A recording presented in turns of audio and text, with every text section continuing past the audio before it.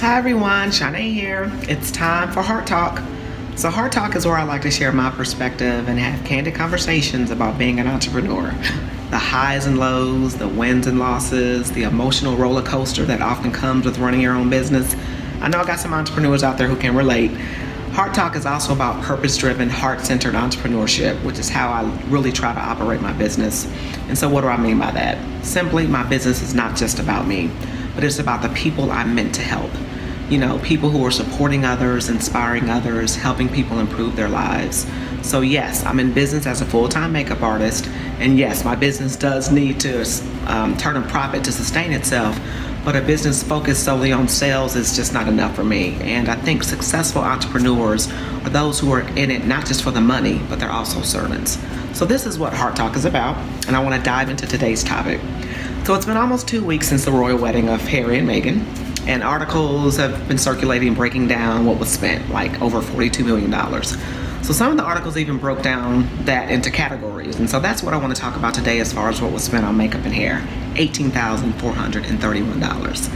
So I don't know if that amount was spent only for makeup and hair for the wedding day, or was it for multiple services over the course of the wedding, or other wedding festivities? Was it for the bride only? You know, Meghan didn't have a bridal party, but, you know, other people could have been serviced. Was Harry groomed? Who knows? But within the beauty community, I've seen a lot of funny commentary and posts about letting clients know the next time they want to complain about what us artists charge, peep what the royals spent on makeup and hair. So the royals do have money though. But another post I saw, an artist was saying that she only charges $65 a face, and people want to complain about that. So my immediate thoughts were, well, if they're complaining, then maybe they're not your client, and it's okay to say no. My other thought was, have you shown them the value in your services, and then have you educated them about why the cost is what it is?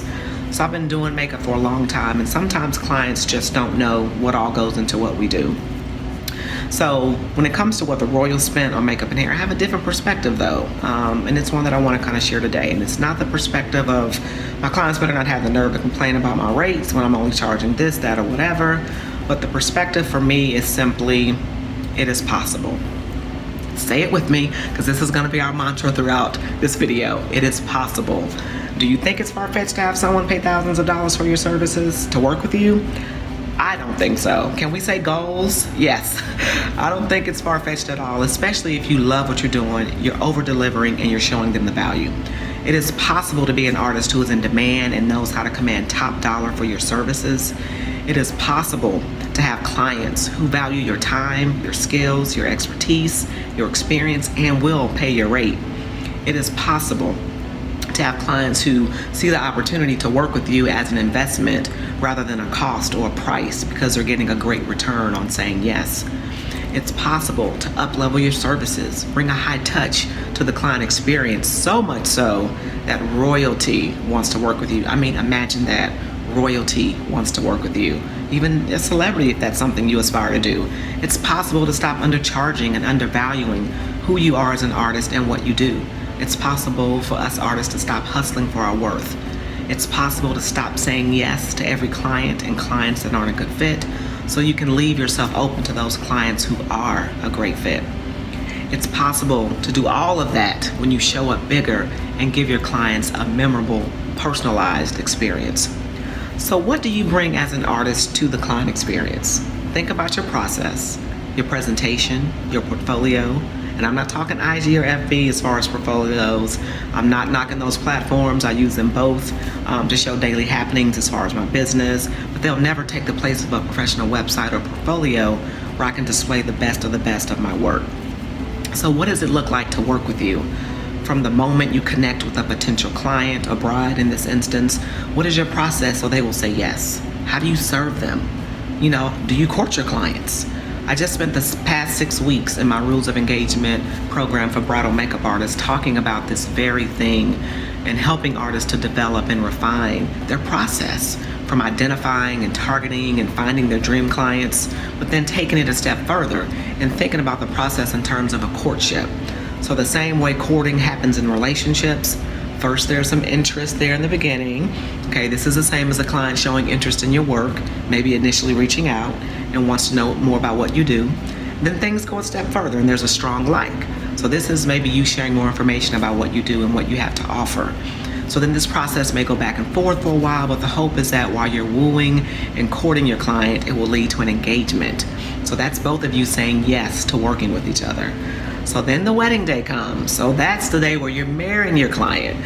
So you're part of the wedding day and you're doing, your bride's makeup, but marriage is a lifetime commitment, right? At least I view it as that.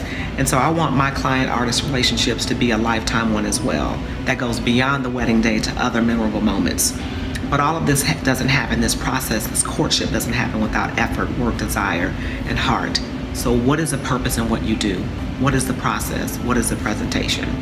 So artists and fellow entrepreneurs, remember it is possible to earn whatever that number is for you. I think it's awesome that over $18,000 was spent on makeup and hair for this wedding, because I see it as a win for makeup artists and hairstylists earning their worth and what they deserve. I see it as a win in those artists showing up big and knowing their value. And we can too. I always say I don't dip my clients in gold. Megan wasn't dipped in gold, but I think it's the intangible things that we offer as artists and business people that speak volumes, and people want to pay you for what you're worth based on that sometimes. So it is possible. So if you are a bridal makeup artist or a beauty pro and you're looking for support in your business, or maybe you need help mastering the art of running your business, my information is going to be posted at the end of this video. I've been doing makeup for over 14 years, and I've been full-time 6 years. I left my 9-to-5 6 years ago to do makeup full-time, and I love helping other artists. I'm also planning another live event called Thrive, where it's all about helping artists envision the life and business they want for themselves, and then empowering them by making it real with tools and strategies to support their vision, and then finally thriving, making it profitable. How do you make it profitable? How do you make it successful and sustainable? So I'd love to hear from you, and I welcome healthy dialogue and conversation. Thank you for watching, listening, and sharing if you feel so inclined. To my fellow entrepreneurs, let's continue to support and uplift each other. And this is Heart Talk.